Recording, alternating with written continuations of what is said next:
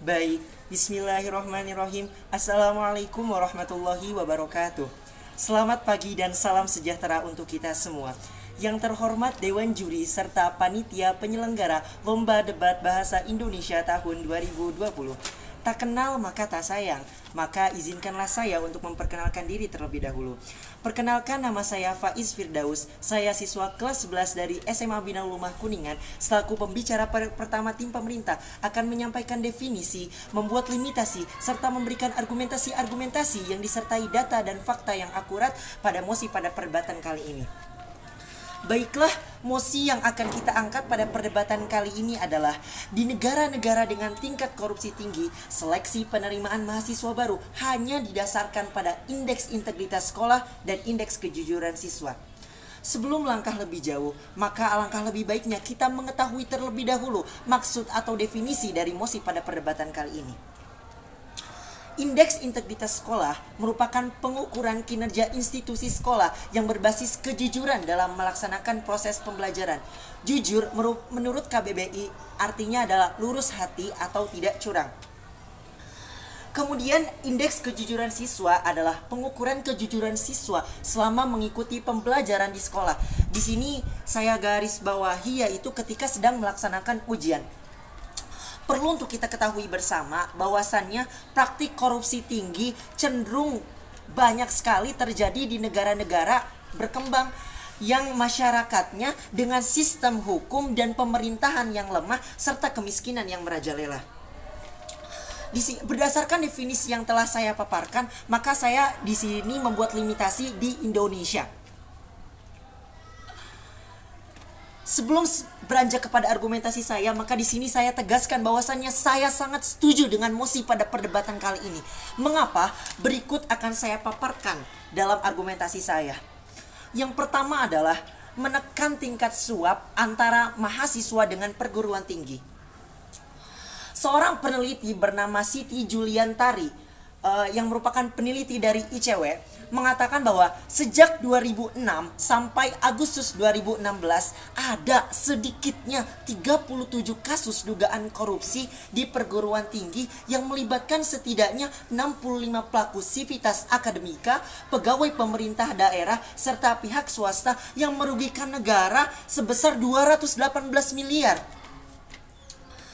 Di sini saya misalkan dengan si A dan si B yang ingin masuk ke dalam universitas yang sama melalui jalur mandiri. Lalu oleh universitas ditanya atau diberikan selembaran kertas ingin memberikan sumbangan berapa kepada universitasnya. Di sini saya misalkan lagi si A memberikan sumbangan yang lebih kecil daripada si B. Lalu si A ini tidak diterima oleh universitasnya, sedangkan si B diterima oleh universitasnya karena sumbangan yang diberikan oleh si B lebih besar daripada si A. Maka dari sini dapat kita lihat bahwasannya praktek suap terjadi antara universitas dengan mahasiswa, dengan calon mahasiswanya, dengan mengatasnamakan sumbangan. Lalu yang kedua adalah menghasilkan hasil yang lebih akurat dan lebih transparan. Di sini indeks sekolah dinilai dari rekam jejak alumni, akreditasi sekolah, serta dana BOS. Di sini akan saya tekankan pada akreditasi sekolah. Ketika ada sekolah A dan sekolah B, sekolah A mempunyai akreditasi yang tinggi tetapi nilai siswanya biasa-biasa saja. Sedangkan sekolah B yang akreditasinya rendah tapi nilai siswanya tinggi, maka di sini akan dipertimbangkan, lagi bagaimana siapa yang akan diterima dalam universitasnya. Menurut Menteri Pendidikan tahun 2015, Bapak Anies Baswedan, beliau mengatakan bahwasannya pendidikan bukan hanya bicara tentang komponen akademis, tetapi juga komponen integritas. Nah, menurut Natsir, ini sebuah cara yang kami gunakan untuk mendapat hasil yang lebih akurat.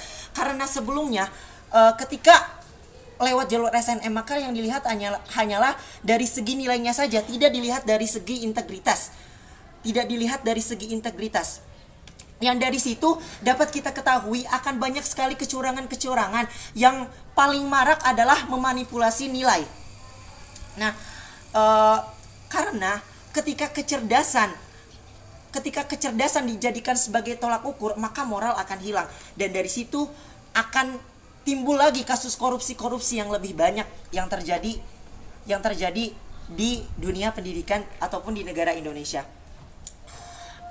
Di sini saya tegaskan sekali lagi bahwasannya saya sangat setuju dengan perdebatan kali ini, dengan mosi pada perdebatan kali ini. Mengapa? Yang pertama adalah karena akan menekan tingkat suap.